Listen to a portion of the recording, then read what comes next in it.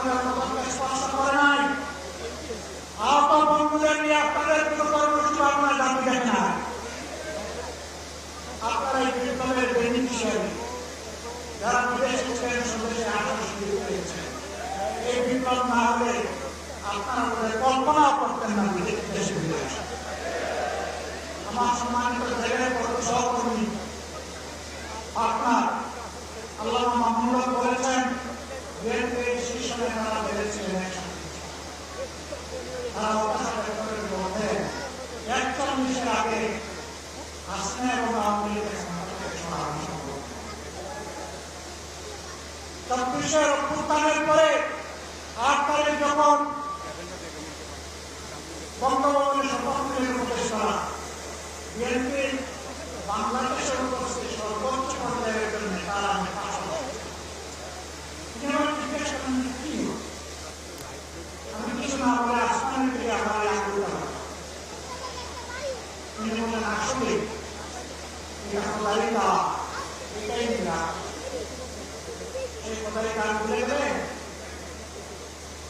এখন কেউ দাবি করে অমুক আন্দোলনের মাস্টার নয়, অমুকের নেতৃত্বে আন্দোলন সফল হয়েছে। এগুলো সব ভুয়া। আমরা কারো ন্যায্য অবদানকে কখনো নমস্কার করি। আন্দোলন আমরা সবাই করেছি, কিন্তু আমরা ফিরে ফিরতে পারি না। আমাদের তৈরি সমুদ্রে ভাসমান ছিল। জুলাই আন্দোলনের নায়করা এই তৈরি নিয়ে ঘাটে দিয়েছে, জাতিকে মুক্তির পথ দেখিয়েছে, তাদেরকে সম্মান করতে ভালোবাসতে শিখুন, তাদের নেতৃত্ব তাচ্ছিল্য করবেন না। আপামর ছাত্র জীবন বাজে রেখে চালিয়ে হয়েছে। শ্রমিকরা পাশে দাঁড়িয়েছিল, মারা রাস্তায় নেমে এসেছিল, স্ত্রী তার স্বামীকে পাঠিয়ে দিয়ে দিয়েছিল, সন্তান তুলে নিয়ে মা রাস্তায় নেমে এসেছে। এই দিনগুলো ভুলে যাবেন না। ভাই বোনেরা, আমরা এখানে আগামী দিনের আন্দোলনে শরীর করার জন্য আমরা এনেছি কৈফিয়ত দিতে। আপনাদের প্রত্যেক ব্যক্তি এবং পরিবারের কাছে আমাদের দায়বদ্ধতা আছে।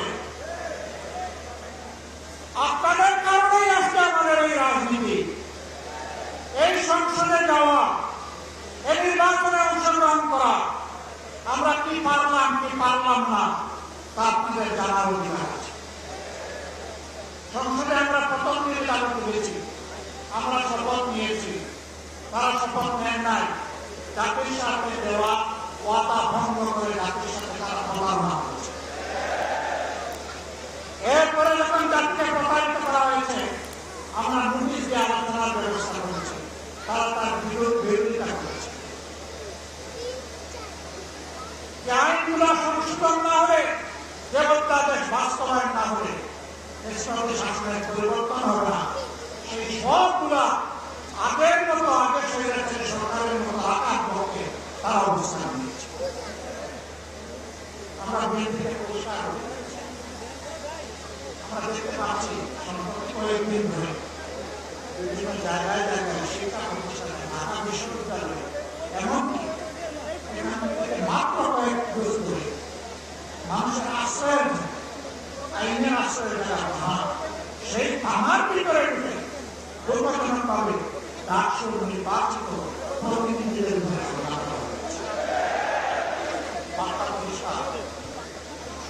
যেদিন তারা গণভোটের রায় অস্বীকার করেছেন, আমি বলেছিলাম যে আজকে থেকে ফেস্টিভালের প্রতি যাত্রা শুরু করবে।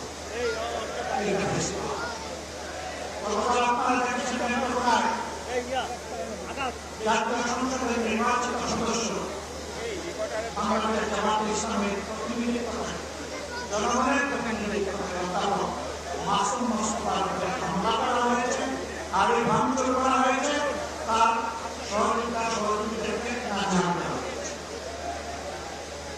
বাংলাদেশ, এই বাংলাদেশে আপনারা চেয়েছেন আপনাদের সন্তানদের আবার পায়ের দুয়ারে টুকরা করাও আপনারা চেয়েছেন।